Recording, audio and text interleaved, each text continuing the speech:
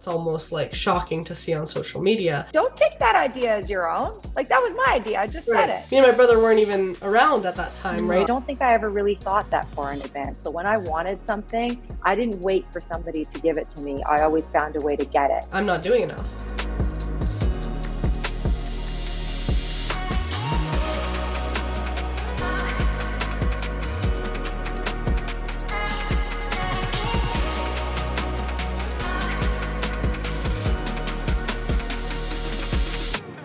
It's time to get loud. Welcome back to Loud Talk with Lavi, a podcast where we break down the walls of beauty standards one flaw at a time.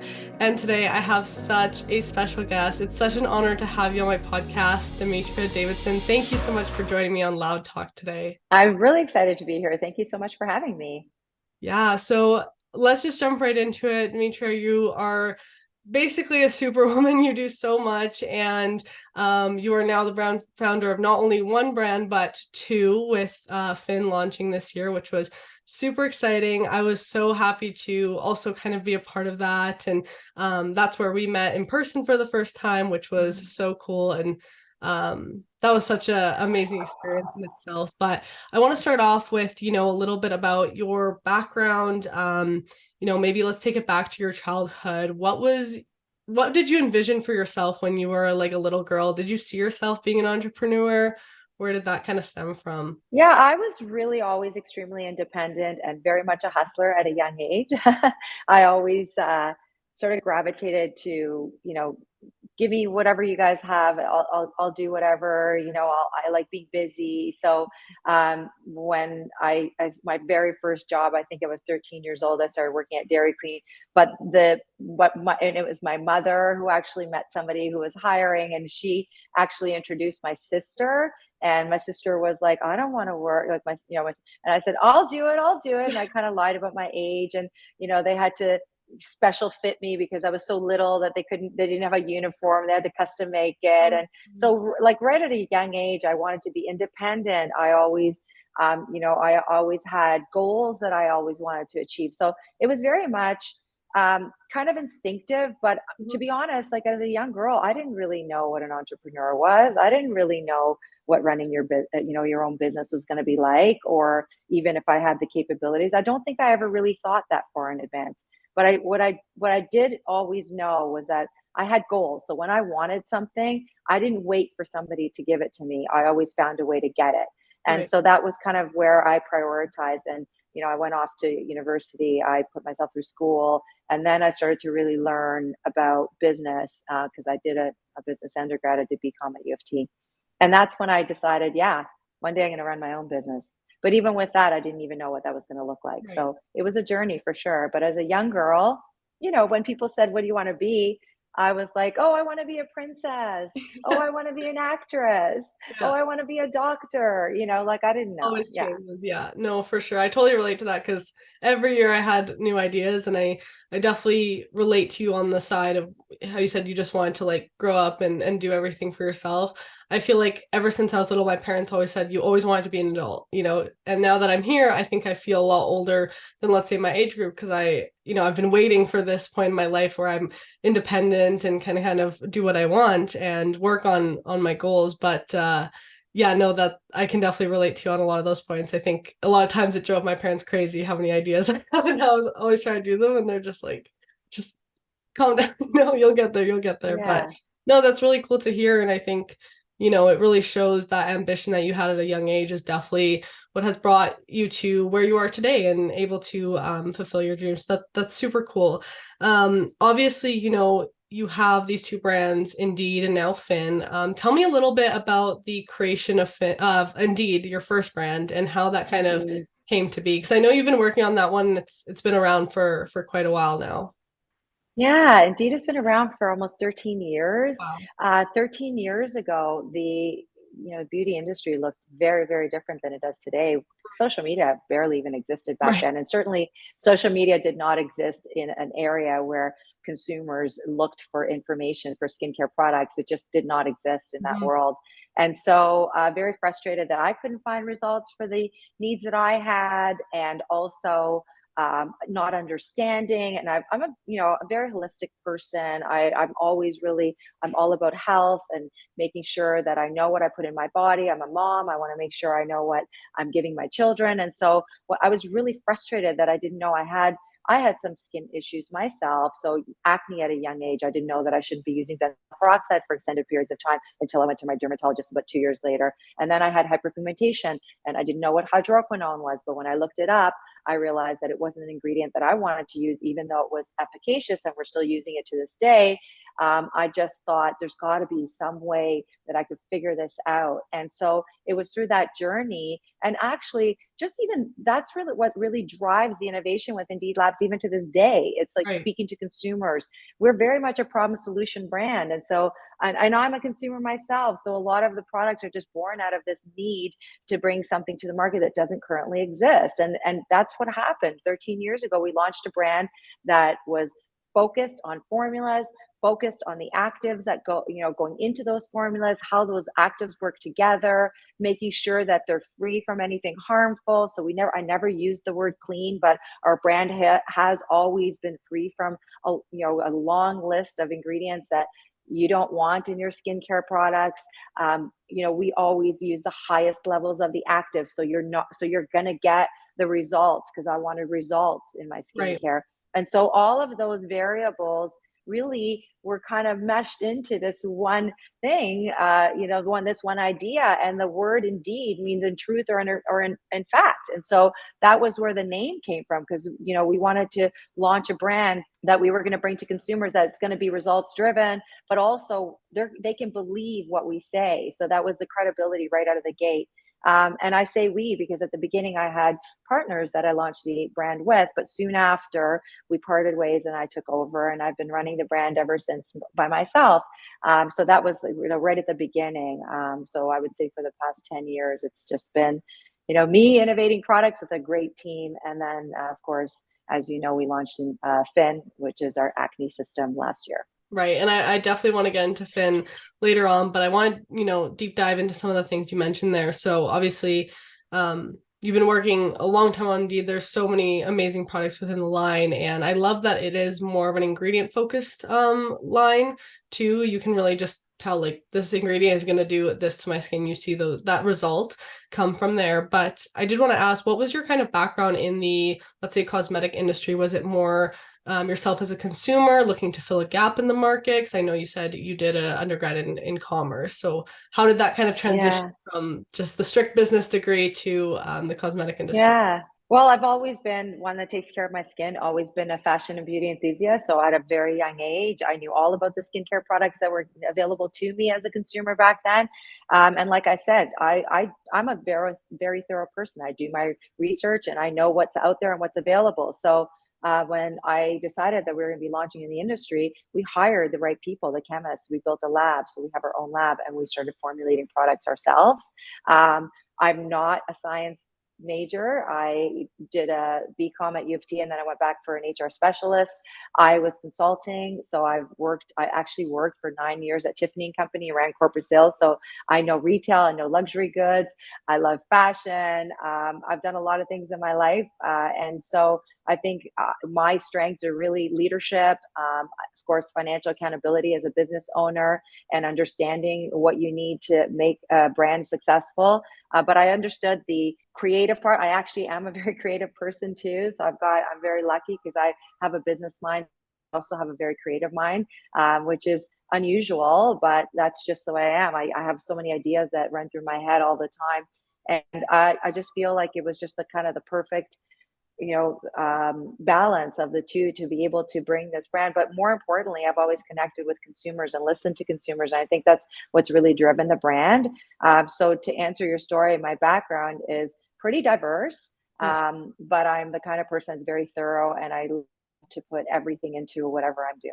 Right. No, that's great to know. And I also like that you were able to kind of recognize the things that you had really great strengths in, like the business side and the creativity, but there are also parts that you were able to identify, like, I'm going to need, the experts for this and this, because a lot of times I think you do Right. see people trying to start a business and they think they have to do it all and learn every single, expertise of the business, but you can't do it alone, right? So I love that you Yeah. kind of mentioned that there.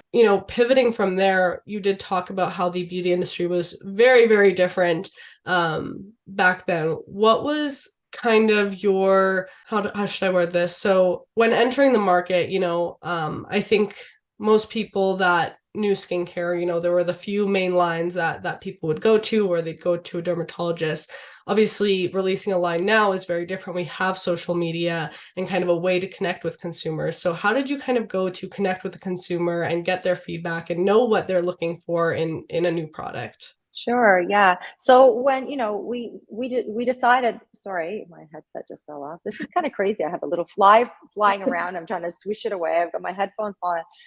Okay. So a few pillars, which were very important to us. Number one, educating the consumer on ingredients. So that's why we were one of the first brands that called out ingredients on our packaging. So you'll see retinol on our packaging, hyaluronic acid on our package. So the education was going to be very, very important to us. So we were going, I remember at the beginning, I was trying to tell people to use hyaluronic acid. Just the word acid was so scary to them. It was such a hard sell. And that's, obviously one of the most trending ingredients today in Right. skincare because everyone knows the benefits of it. But imagine back then trying to educate consumers and put that call out on the packaging. That was kind of risky. Brands didn't do that back then.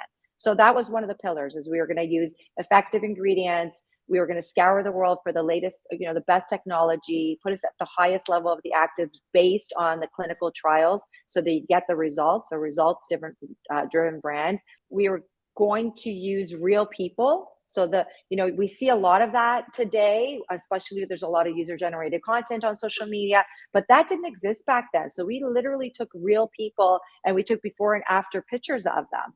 And we had a really big proposition. We were going up against the major heritage brands that dominated the industry at the time.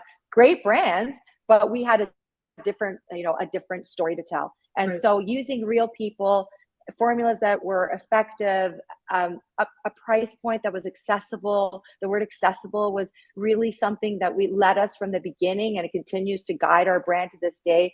Accessible in terms of our price point, accessible in terms of results, accessible in terms of where you buy the product. So I didn't want to have to go out of my way to get my skincare products.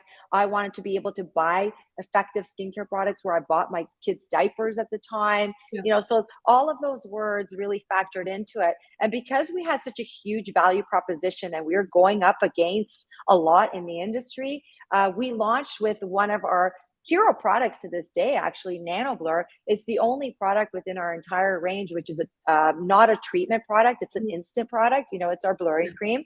And so we started off with a campaign that said, look 10 years younger in 10 seconds. We since changed that because that, again, it could be a little misleading, 10 Right. seconds for 10 years younger. What if you're 20, you're going to look 10, so Right. what we learned a lot, and I'm just being honest, but that was because it's a results driven product. And so the Paris filter that we have on our phones today on Instagram, like that Paris filter is basically what you get with this product in real life. And Right. that was before the word filters even existed. Exactly. So it was just, we were ahead of our time at the Mhm. time. And again, those are some of the guiding principles that lead the brand to this day. Amazing. And I definitely think those guiding principles you mentioned are what allowed, Indeed to stand out and be a successful brand because, like you said, it was ahead of your time. But was there any fear with that? You were introducing some very new concepts, like using real people, which no one saw in the industry. It was all like perfect photoshopped or in studio shoots. Like you didn't see like real people using the products. Next, as you mentioned, like the ingredients, right? People hearing the word acid to put on their skin, that sounds very scary when they don't know what the actual ingredient is or means. So what was kind of the fear of introducing these pillars when they weren't really known, and how did you combat that? I have to say, like that fear, it carries with you every single day as a business owner. Like I just want, and I don't want to discourage people. I want to encourage people to understand that, there is an element of risk always, and you have to be prepared. But by the same token, you have to trust your instinct. That fear is there every day in every decision that I make. There are budgets that are deployed every single day in marketing strategies, in new products that I bring to market. I never really know if it's going to resonate with the consumers. And sometimes, we need to give ourselves a break as entrepreneurs and business owners, and even as women in business. It doesn't always go the way you expect it to Right. go. Sometimes some of my favorite products, the most effective products, we just haven't had the opportunity to engage that consumer because our world is so noisy these days, and Yes. it's hard to get in front of them. But the same fears that we had back then carry with us every single day, or carry with me every day in my business. When you're a business owner and when you're somebody who is such a high achiever, you always want to do well, right? But I think that I very quickly learn from things and I'm able to pivot. And the greatest reward for me is hearing good feedback. The greatest reward for me is winning. Like, we've won over 30 awards globally.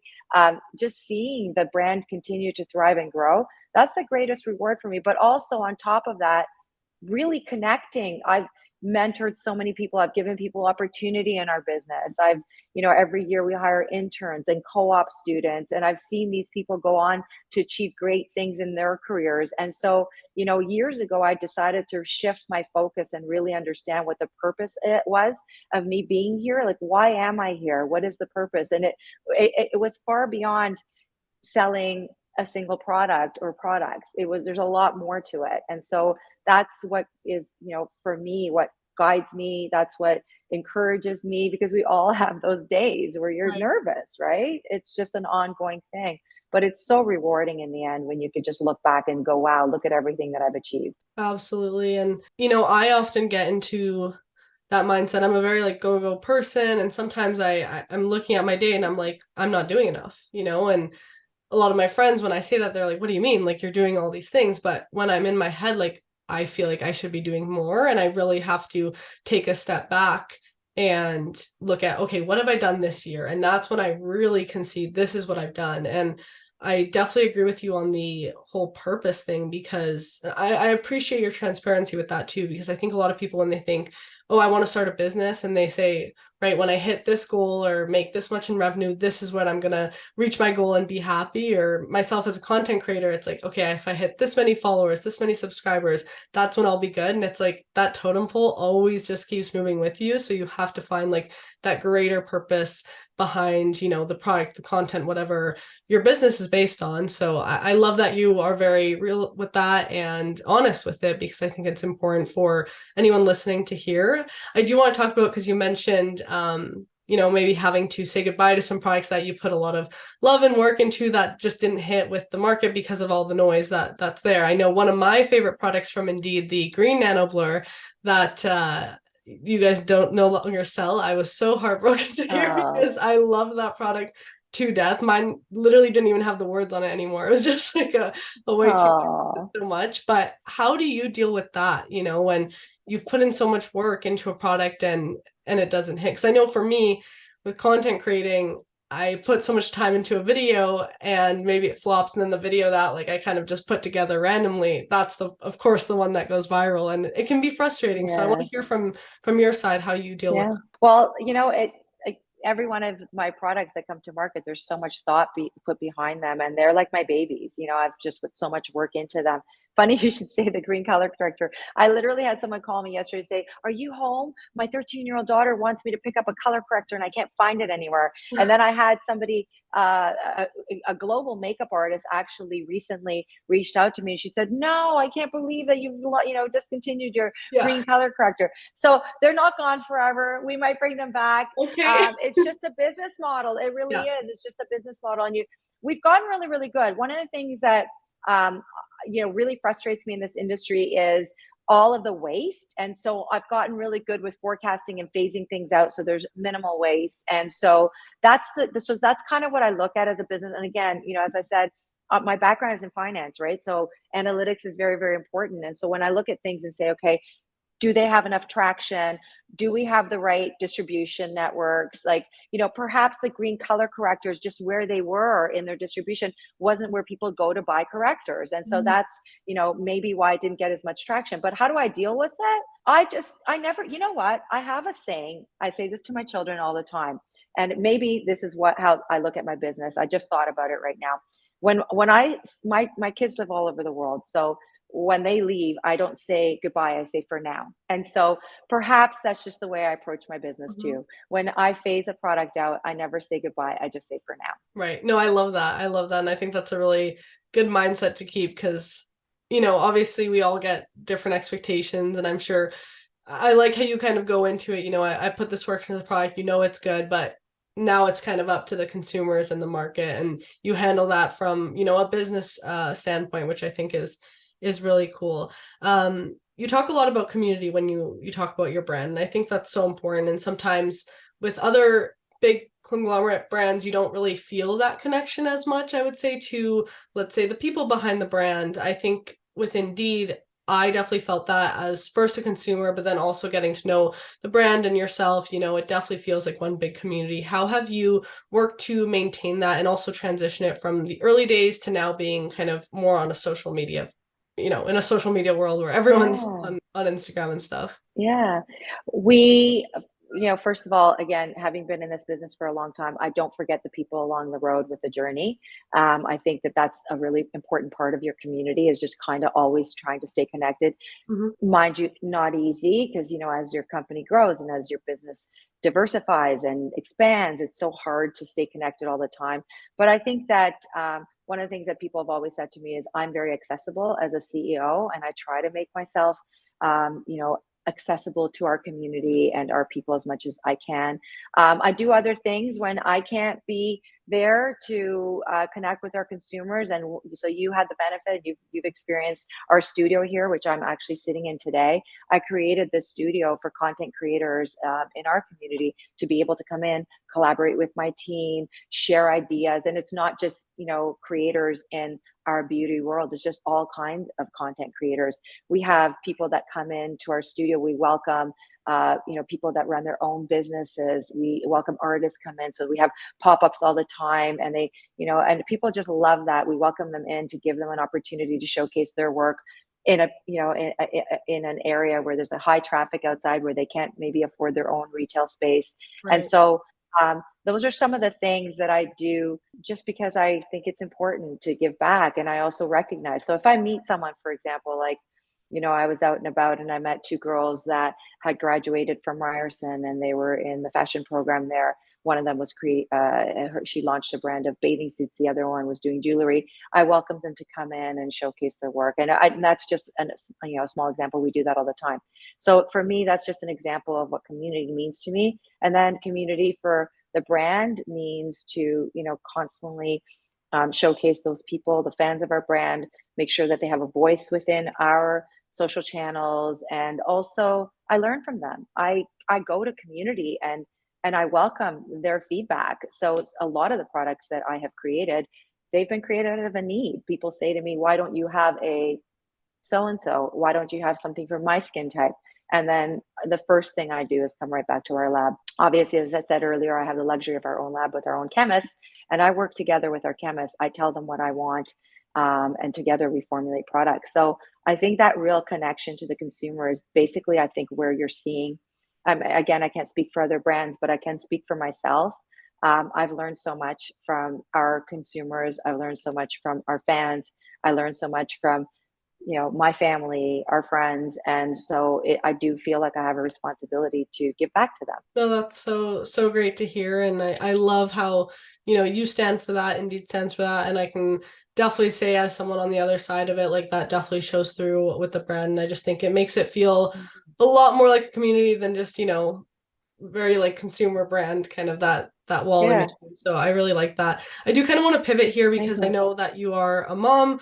Um, how I know a lot of people in the business world talk about, work-life balance and all that. I think I have a very I don't want to say unique because I do know a lot of people feel this way, but to me, when I'm working on my own projects, it doesn't always feel like work, even if I'm putting, the whole day into it. But definitely there is still that kind of fine line of that work-life balance. So for you, how did you do that, running Indeed and being a mom and also having like a social life and stuff? What was that like key to balance for you? You know what? I just take it day to day. I really honestly, I just don't want to be that person that says you can do it all.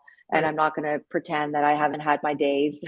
Yeah. Life is stressful. It's stressful for all Mhm. of us. There's no doubt. One thing that I have identified as well, just being a couple of years older than you, and being in business, that not everybody operates in the same way. And I've had to really understand that not everybody has that.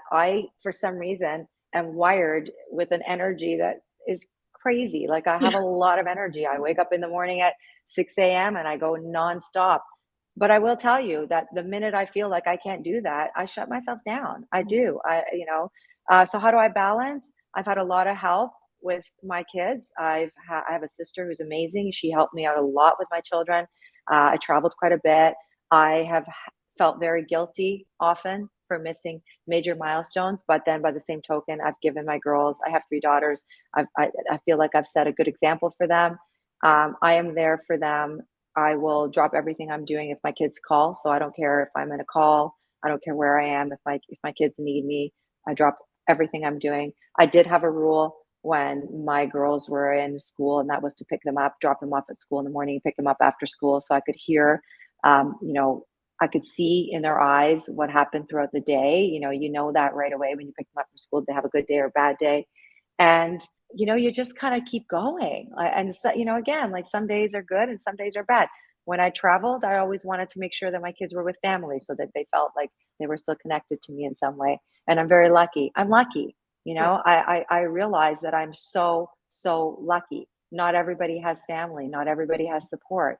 And I do not take that for granted ever. I'm very, very lucky that way. Absolutely. I love how you mentioned that because I think a lot of people, just kind of are in that hustle mode, go, go, go, and they don't take the time to kind of appreciate what they have. And I know for myself, I mentioned to you briefly that I did go back this summer and saw my family back home in Romania. And Yeah. I actually came across some papers from when my parents actually applied to move to Canada to immigrate here. And these papers Mhm. were from before I was even born.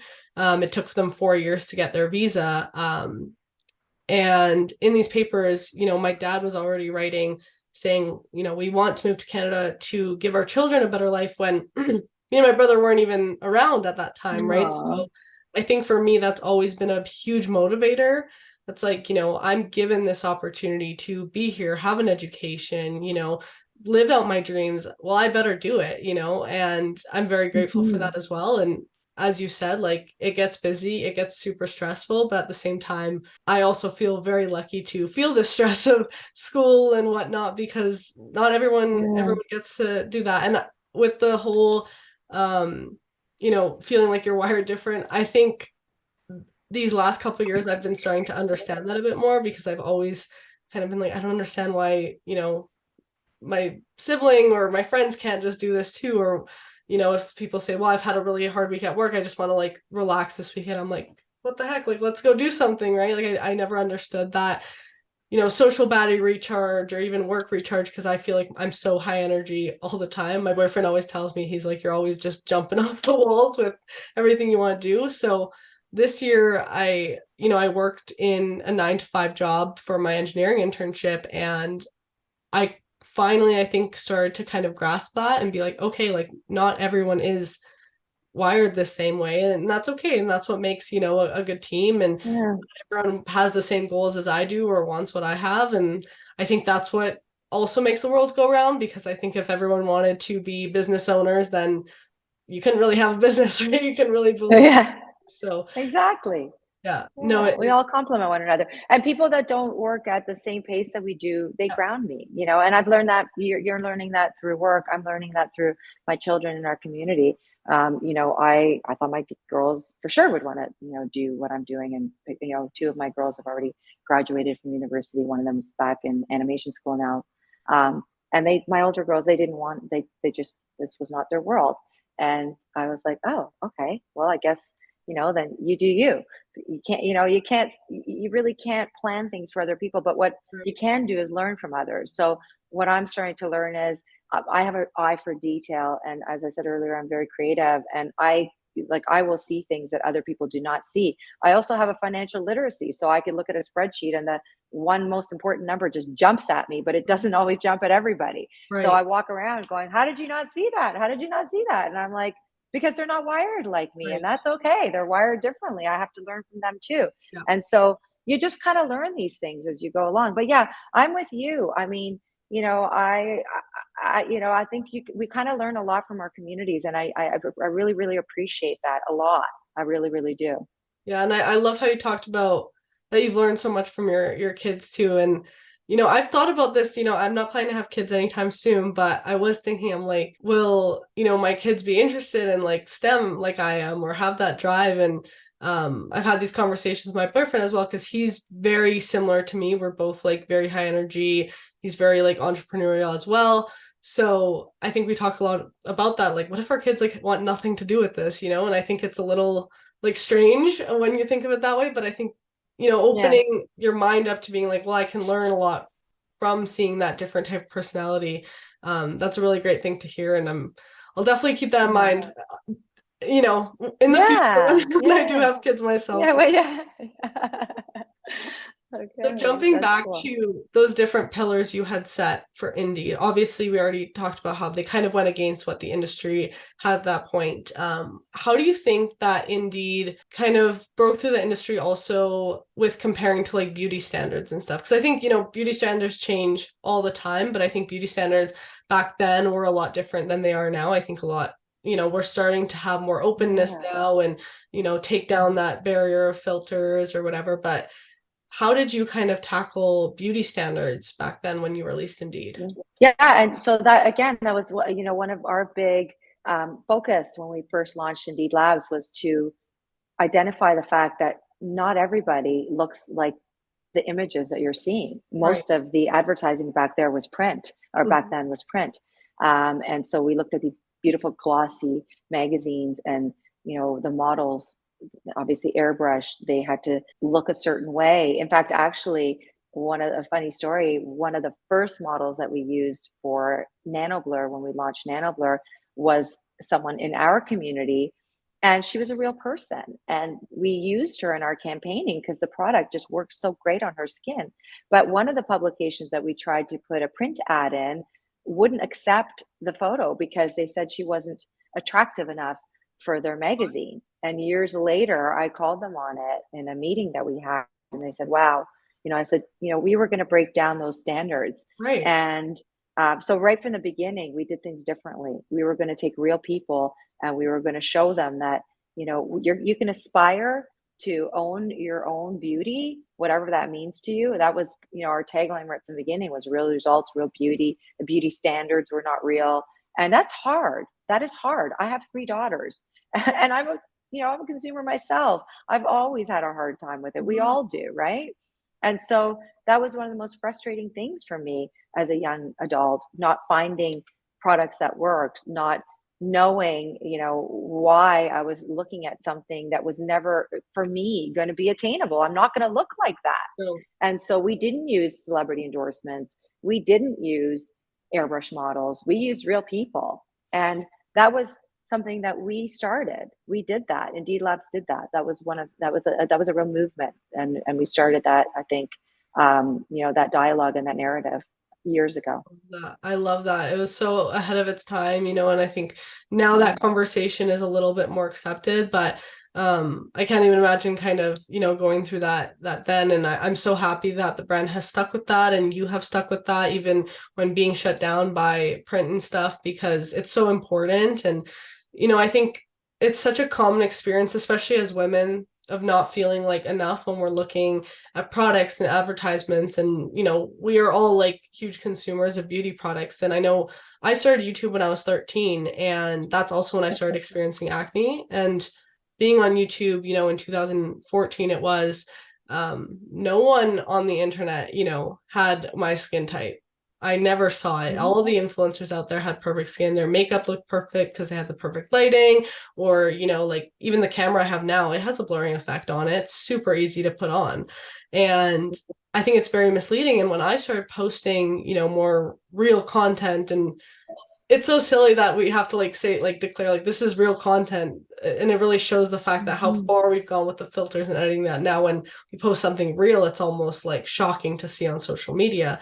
But one of the Yeah. biggest comments I always got was, I always thought I was using my product wrong, or I always thought I was doing my makeup wrong, or I always thought, makeup isn't for me. I get that comment all the time. And it makes me so sad Mm. because makeup should be for everyone. If you want to put on lipstick or whatever, like, and feel good in your skin, like that's what really makeup and skincare is all about, is just feeling good in your skin. Sure. The fact that so Yeah. many women just feel like, no matter what, these products can't be used by them because they just don't see that representation.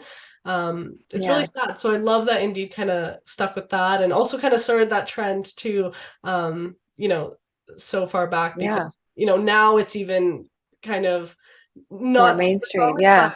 but Well, I will tell you, I'm going to interrupt you because I want to tell you that when we started in the industry wanting to showcase real people, it was a really difficult job for us. We had to find people, we had to convince them to be a model for us, we had to bring them in and get them comfortable on the camera. The yeah, best thing that happened in our world is our social media platforms that allow for user generated content now, right. because finally we can showcase our community with people that are comfortable doing it. And it wasn't until that happened, that movement, that we were really able to showcase the consumers that were actually not only buying our brand, but the ones that we were formulating our brand for, and the whole very foundation of our brand. And Mm, so I got very, very excited. I'm so excited about our world today and the accessibility of information, and what we can teach our consumers, and how people can see each other, and and see themselves. But I also want to say that, number one, it's still very difficult. We're still very tempted to use those filters. right. Still don't know when people are using filters. We still keep ourselves to that standard, and then we find out after, oh, I guess they were filtered. Of course some of them are filtered. We should know that, right? But also, we've evolved in a very, very big way in accepting. Not everybody wants to use skincare. Not everybody, my kids, my two older daughters, don't wear makeup for the most part. I played with makeup since before I can remember. I spent hours in my, Yeah, like, that was just me. But it's okay if it's not you. I have learned, again, I've learned so much through my kids and the community of children around me. They teach me so much. And I think we've got a lot of opportunity. We have to be real. You have to own yourself. That's why I love your content. That's why we love creators like you, because you are so connected to what's important to you. And then you connect with other people like you. yeah, And maybe, it's not for everybody, but definitely you have an audience. And you know what I mean? Like, I think it's important. And that's the same with us. And so we give our platform to people to connect with one another. And we realize that people are different, needs are different, but we listen and we learn. absolutely. I want to go back to, talking about your daughters, and obviously in this time where social media is so mainstream, how did you kind of tackle, or was there any fear that they would kind of, fall into those traps of those beauty standards? And what did you kind of do to just make sure that they had the confidence to feel good in their own skin?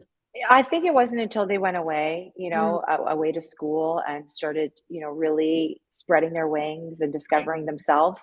I think before that, as a mom, I had an expectation, and that's when I started to really learn that, what, you can't put pressure on people. They've got to evolve and be who they are. And I didn't put unrealistic expectations. I just think that as a mother, I also realized that as a mom, in business, in a successful industry, or sorry, running a successful brand in a beauty industry, I think the benchmark was set really high for them, and right. they thought that I had an expectation also. And I Mm, think that they wanted to do things to make me happy. And I think together we evolved and we grew as a family, and me understanding that they also wanted to make me really happy. And at the end of the day, all I wanted for them is to be happy. You know right. what I mean? And I said to my daughter one time, All I want for you is to be happy. And we might get into like a little bit of mental illness talk right now. But the reality is that, she was under a lot of pressure in school. And I used to say, I just want you to be happy. And then I realized one day that people have good days and bad days. Yeah. And to tell somebody that all you want from your child is for them to be happy, and they're looking at you going, I'm having a horrible day and I don't feel happy today. Right. That in itself is a lot of pressure. Mm-hmm. So she got silent one day when I said that. And I said, did I just put a lot of pressure on you, telling you that's all I want is to be happy? And she said, yeah, actually you did. So it's through stuff like that we kind of learned and grew together. And then I realized that, you know what? I used to tell my daughter to go to the hairdresser and not cut too much of her hair off. And then she'd come back and her hair was cut right off.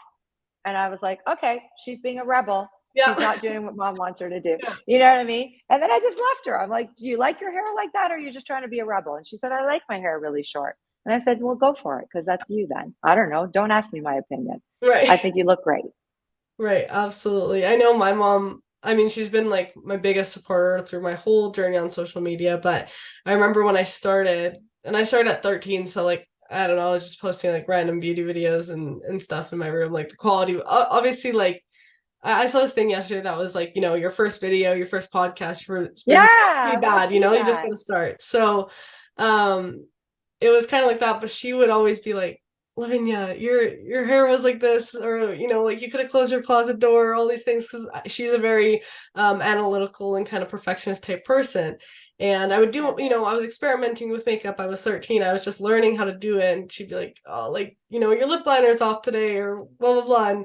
And sometimes we would get into that. But I think once she kind of let me do my thing, and obviously looking back now, right, I was young, and a lot of those videos, I don't delete any of them because they're part of my journey. As cringy and as embarrassing as they are, they're still part of my journey. But I think, yeah, from the other side of it, I felt that from my mom, but I know it's all out of love. And of course, she just wants me to be happy. But sometimes that interjection that puts more pressure for sure on that as well. And kind of pivoting from there, I do get a lot of comments sometimes asking, how are you confident all the time? I wish I could be as confident as you. And kind of like you mentioned, we all have good days and bad days. And that's something I've tried to be really real with my followers is I don't love my skin every day, but I'm going to try to love it like 90% of the time, right? So you just have to like let yourself have the bad days sometimes and bounce back from it the next day. But if I put that pressure on myself, okay, I have to like be confident every single day, like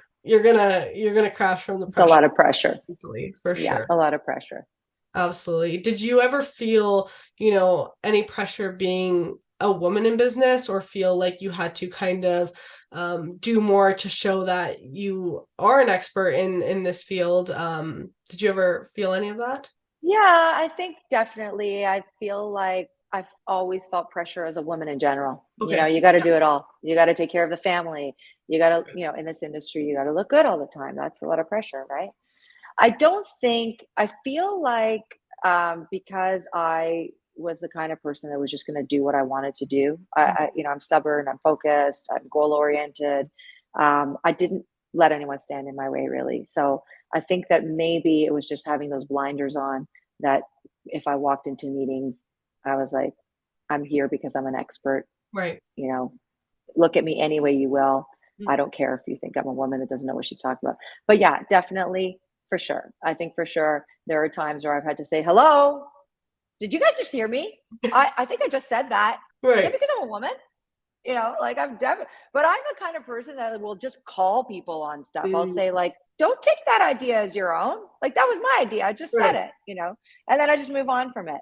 Yeah. So, but I recognize that for sure women have a hard time in business. Absolutely. There's so many pressures. I think the biggest challenge for me has always been the balance of being a woman in our world, having to achieve everything. Right. And a lot of times I walk around going, well, why is that my responsibility? Because I'm the woman, like what? No, so that's where the challenge I think comes into play.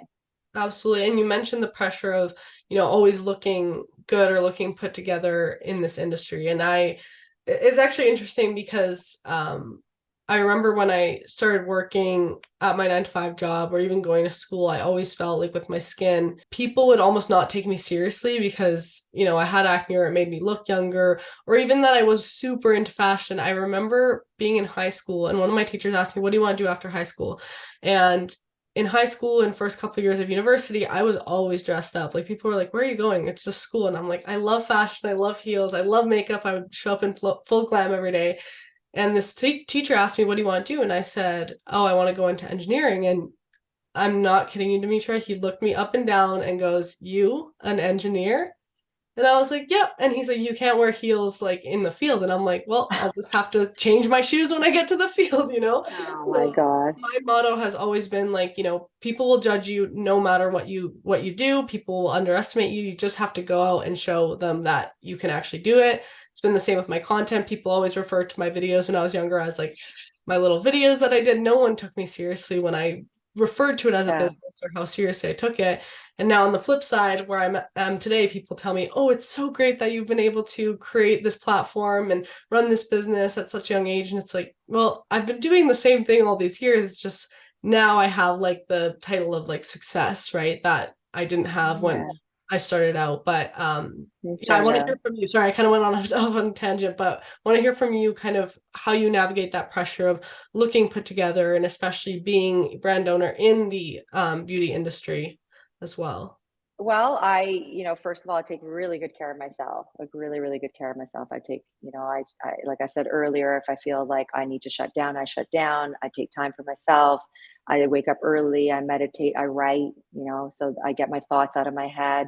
I didn't even know that I could write, that I didn't know that I had that in me. And so I write poems and I didn't really know that I could, but I just had to get those ideas out Right. of my head. I haven't ever even told anybody publicly that I write poems, but but I do. So I do things that help manage my stress levels. I have really great products that really help. I don't have time to do anything else other than my products, unfortunately. So people always say to me, like, "Where do you go for your lasers? Where do you go for your, cosmetic stuff?" And I'm like, I have not done anything like that in forever. I wouldn't even know where to go. I mean, I'm Mhm. sure it's a luxury. I'm sure it's great.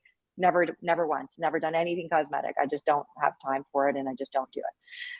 But one thing I realized recently is I think my generation is ageist and younger generations are not. And I've started to learn to get over that. You know what I mean? Like again, learning from my daughters, their communities, and also from our consumers. We have really young consumers that look up to a brand owner like myself.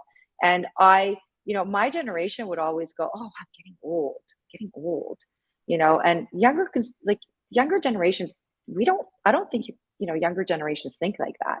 I think younger generations have different priorities. And I've Mhm. started to realize that a lot of the ageism isn't in others as much as it was in myself, was. And when I started to embrace that, I started to feel so much better about myself. I really did. I woke up one day and realized that's not baggage that other people are bringing into my world. That's baggage that I'm carrying from Right. whatever I've been told as a child growing up. In fairness to me, it's not, to be fair, it's not off of where I grew up. I grew up in a world where models were airbrushed. You didn't see anybody working after a certain age. You certainly didn't see them out and about, you know, doing what the younger generations do. And now we just do. Mhm. And that's just the world that we live in.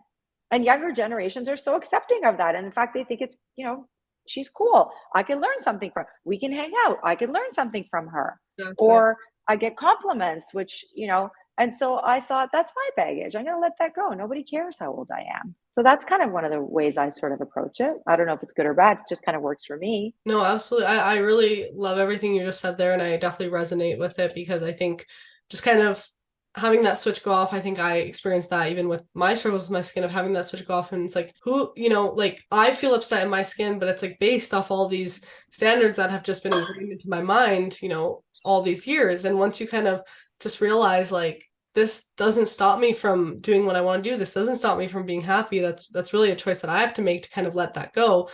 I think so much can change, for sure. So I really like your response there. Yeah. I do kind of want to and pivot and here. also you Yeah, you go for it. gotta, sorry, just to Oh add yeah, to that, there are people like, so that's when you realize that most of the people are totally accepting, and then the few that are just mean, you just get that noise out of your life, that's all. Noise, exactly. People always ask me like, how do you deal with Yeah. like hate comments? I'm like, that's not a comment, it's a noise. That's just Yeah. noise I have to like Isn't it brush away. isn't it wonderful when you realize the majority of our world is actually kind, that people Yeah, are kind, and it's the few. Like, so we give so much airtime to the few that can be so much really not energy. so nice. Mhm. And as soon as you go like, wow, like, 99% of these comments are all positive. Why am I even focusing on that one? Who cares? Exactly. I always talk about, when handling like any sort of criticism, any comments, positive or negative, I always say like energy in, energy out, just like I'm taught in my engineering courses. Because, if someone takes the time to watch my content and, really get to know me and they have a critique, I'm going to take that in and actually listen to it. But if someone just leaves a hate comment, takes 1 second to leave it, don't need to put Yeah, any of my energy into it for sure. exactly. Yeah, So I do want to talk a little bit about Finn now, since this is your new brand, sure. launched back Yeah. earlier this year. So what was kind of, the decision factor of creating a new brand? I know when we talked about it originally, you said because, it's so acne focused, you didn't just want to have it within Indeed, you wanted it to be its own like standalone. But what kind of, Yeah. inspired you to create a line that's solely acne focused? So I had acne as a young adult, and I found a system back then that worked for me. Used it for an extended period of time. I'm just going to give you the very short version of Mhm. the long story, but basically, I used it for extended periods of time. It did at work. However, and we're going back years now, like we're going Yeah. back 20 some odd years, right? So um, at the time, I remember thinking, does my face look lighter than the rest of my body, like my neck, my décolleté? Um, and I thought maybe I was imagining it. So I went to the dermatologist, and so I had been using a product that had the main ingredient was hydroquinone, or a series of products, a three-step system that had hydroquinone, or sorry, not hydroquinone, benzoyl peroxide. Sorry, Oh I'm yeah. talking about something else. Benzoyl peroxide. And my dermatologist said, how long have you been using this brand? You should not be using benzoyl peroxide for extended periods of time. It's terrible for your skin, and it's breaking down your skin's layer of your skin. And he kind of used terms that we never used back then.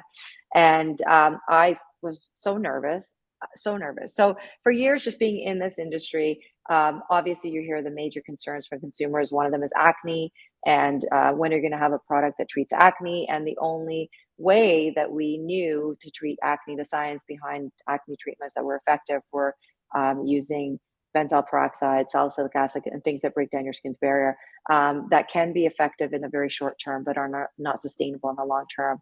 And so we worked really, really hard, for years in our lab to come up with. Once we learned the way that acne actually is formed, Mhm. then we learned that. Then we decided to develop products to actually treat acne in a healthier way. And so that's basically, in a nutshell, how Finn was. The concept of it was born. I decided to launch a brand separately because it had its own story. It is an acne system, although because it doesn't have benzoyl peroxide or salicylic acid, and because it is a microbiome certified pH balancing system. So just to break it down very simply, acne, there's many different sources, as you know, of acne. It could be hormonal, could be genetic, whatever it is. Your body produces acne. It's an overproduction of sebum. The sebum with bacteria and dirt gets stuck in your hair follicle, and that's how acne is formed. Traditional treatments, benzoyl peroxide, salicylic acid, and other traditional treatments, they basically kill all bacteria. The more we learn about our gut health, our brain health, and our skin health, our microbiome, and how it's all connected and how it all plays into our overall health, the more I realize that we can't do that. Breaking down your skin's barrier function is really horrible for your overall health. And so we went, I went into the lab with our scientists, and I said, there's got to be a way that we can actually come up with a system that only kills the acne causing bacteria, which is a strain of bacteria called C. acnes. Yes. It's an overproduction of a strain of bacteria called C. acnes. How can we just kill the good bacteria, not the bad? So just as a kid growing up, we were prescribed antibiotic all the time, and we realized that that's not a good idea because you're killing good bacteria. They need same thing with our skin. We're killing good bacteria, and you need that. Yep. And without it, you'll age prematurely. You're going to damage your skin. You're going to see hyperpigmentation issues, which is what I had. I had hyperpigmentation problems years later because I Right. didn't use sunscreen and I was using these harsh ingredients on my skin. And so we found a way. And then when we developed the system and started doing consumer trials like we do on all of our products, I couldn't believe that. I just really couldn't believe it. I was like, oh my God, like this really works. Like this is something that's so different than anything else in the market. And also it can be and should be used by everybody because it's basically a pH balancing system. So what it does is it makes your skin healthy, it balances your skin, and you could use all your products after that. It really, for long-term maintenance of your skin, it's not just for acne, it is for anybody and everybody. Yeah. And so I decided, because the story was such a powerful one and such a different one that's being told right now, and because it was so unique, it didn't really fall under the Indeed brand. The Indeed brand was problem, solution, ingredient focus. This is not about that one ingredient No. story. It's about how it's the formulas and how it's a very smart system. It's the formulas and how they work together so that you can keep, they can keep your skin in its optimal pH zone at all times. That's basically what the formulas are all about in the three products in the three-step system. So we put it through three rounds of clinicals. The testimonials were unreal. Like, I couldn't believe the feedback that we had from these people, which, by the way, we don't even know that people signed up for our clinical trials, and people came back, and we still get testimonials every single day with people saying we've changed their lives, and I also realized through this that how emotional a journey acne is, and just hearing from consumers. And so I made the tough decision to launch a brand all on its own, and not through Indeed Labs, which is a tough one because Yeah. Indeed Labs has a well-known name and Finn doesn't. And you're going to a different section of the store looking for it. I knew it would be a lot more difficult to communicate and build that brand equity because people don't know it. But I knew it was something so special, it had to be on its own. Right. No, for sure. I definitely see kind of where that decision stemmed from. And I think it works perfectly as its own standalone. Of course, it'll take more time. And, it's kind of, I don't want to say like starting over because you have all this amazing experience. And I'm sure a bunch of your community from Indeed is loving Finn as well. But I know for myself, when I used Yeah. the treatment step, I fell in love with that product so quickly because it really is just that, that perfect product that's not stripping your skin, it's not drying your skin, it's really just targeting the pH. And as you said, whether you Yeah. have acne or not, Yeah. you have acne, Yeah. it's going to target that Cutibacterium, the C acne is there without Yeah. stripping and drying. And I think as I grew up, and it haunts me every day. I think everyone who grew up with acne can relate. It was always about like drying out the acne. Like, we thought if, you go out in the sun, it's best, like the sun can cure your acne, or not Yeah. washing your face or no moisturizer. Like, people always thought you have to dry out your acne to get rid of it. And I always tell people, like, you need sunscreen, you need to moisturize and hydrate your acne, or else like you can't heal it. Like, it needs to be, your skin needs to be in a healthy state to heal. So I think Finn definitely tackles that. What's kind of Yeah. been the biggest challenges that you mentioned there with kind of starting this whole new brand that doesn't have, all the, customer base that Indeed has? It doesn't have that name recognition yet. And kind of what have you done to navigate that of, starting this Yeah. new brand from the ground up? Yeah, you know what? It's been received. First of all, it's been received so well. It's doing really, really well, and we've got, I think the last time I checked, I think there's over 1,000 testimonials already. Amazing. Even with Indeed Labs, it didn't blow up Right. overnight. It takes Of time course. to develop and build a Yeah. brand. So the momentum has been great, and the feedback has been amazing. So the brand is doing really well right out of the gate, which is amazing. I think that one of the things that I learned is that because acne is such a personal journey and it's such an emotional journey for people, getting people to stop doing what they currently are doing, even though they may know it's not good for them, isn't a motivator. Right. People don't want to, for the most part, if people find something that's working, they don't care. Like, that's how much of an Yeah. emotional They don't journey it want it is to for come back. people Yeah. and how difficult it is for people. So they don't want to risk it if they think, they don't care.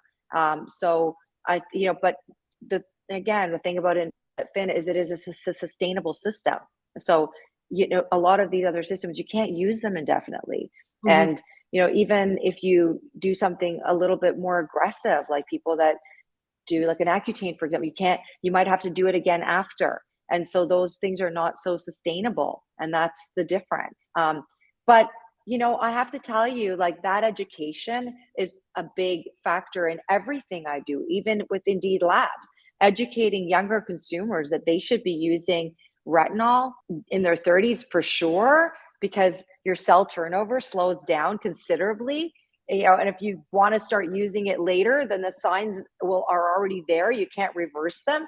So it's all about prevention. It's the same thing. It's just getting people to understand what you do and how you take care of yourself now takes you into the future. Yeah.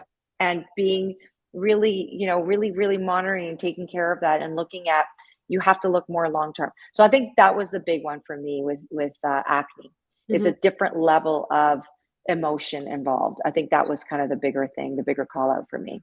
There is. And, as someone who struggles myself, like, I've talked a lot about this, acne is not just like how you look, but it's emotionally difficult. It's, sometimes physically, because sometimes it gets so painful, right? It hurts. And, Yeah. yeah. And a lot of people, they're really confused about, like, why don't you just go on Accutane? Or they tell me, well, Accutane, like, was the only thing that worked for me. And although, it's effective, science is there to back it up. As you said, it's not necessarily a long-term solution, depending on where your acne is stemming from. For me, it's hormonal. So I knew that going on Accutane wouldn't really be the best for me. And then it would be kind of having these long-term, negative effects on my body afterwards that you can't really just go back and reverse, right? Like, exactly. Like liver failure or whatever like that, that's a really harsh side effect, and I wasn't, of course, scary. It wasn't in my cards to kind of trial Accutane. A lot of people don't understand why I'm taking this maybe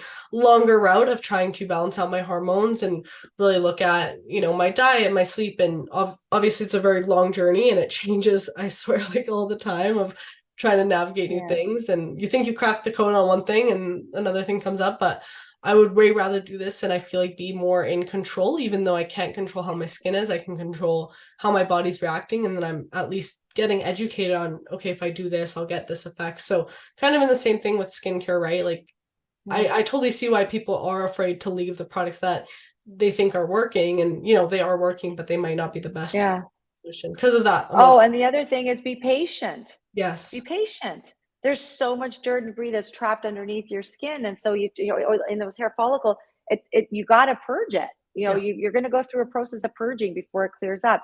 Yes. And so that's the other thing, getting people to use. The other thing was, it's a 3-step system, and it works really, really well when it's used as recommended. 3 steps altogether. I was so surprised when people said, "Oh, I only like step 2," and I was like, "Oh, okay, great, yeah, of course, because absolutely you could use it on its own as well. Maybe you don't like our cleanser, maybe there's another one that you want to use."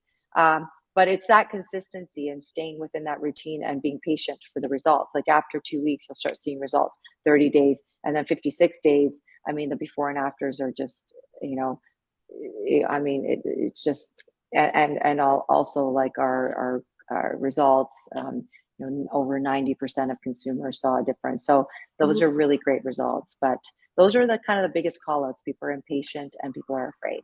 Absolutely. And I think it's because, a lot of us as consumers, we buy because we're like, we want those instant results. And, you have to, I had actually another guest on a podcast, a fellow influencer from the UK, and she mentioned how, to her, she started viewing skincare as less of like a solution rather than as a supplement for her skin. Because she's like, similarly to supplements you take, you can't just not eat at all and take supplements. And I was like, that is such a great way of putting it. Skincare is just one piece of the puzzle, right? And having that good skincare routine, it's not going to solve all your problems maybe, but it's really going to be a great foundation for your skin's health, the same way that supplements can really help your body and give you, different nutrients, stuff that you're maybe deficient in not getting from your diet, but you still need to eat well every day to obtain that goal. So I really like how she put that, and that kind of just reminded me of what you said there. I do want to talk about, we talked about beauty standards, this new line with Finn, which I think Finn itself has already kind of taken down some of those beauty standards. I saw your guys' launch photos and the photos you use in campaigns. You're showing real skin, which I absolutely love and of course stand for. what are your goals with not only Indeed, but also Fin with continuing to break down these standards in the beauty industry and beauty standards? Since already you've been doing that for so many years, but what's kind of your goals, let's say in the next 5 or 10 years of taking that even further? Oh my gosh. I'm always living like 2 years out. So I already have innovation coming down the pipe for the Amazing. next couple of years. I'm really excited about, the consumer looking at some of our new stuff. We have to formulate that far in advance. Like we're always 18 months out. So I always say I'm living in the future, and I bring myself back to reality as well. But so always formulating new products. There's so much opportunity to connect with consumers everywhere. We're expanding all over the world. We just launched direct to consumer in the UK recently. We're going to be launching direct to consumer globally. There's just so much opportunity. I think that I'm gonna keep going as long as I can Right. keep going, and keep creating as long as I can keep creating. I love doing what I do. I really, really do. And so, through this journey, I learn a lot. I've learned so much about the skincare, science of skin, ingredients, formulas. I learn about consumers. I learn about marketing. So the more I learn, the more I can impart, and the more I keep going.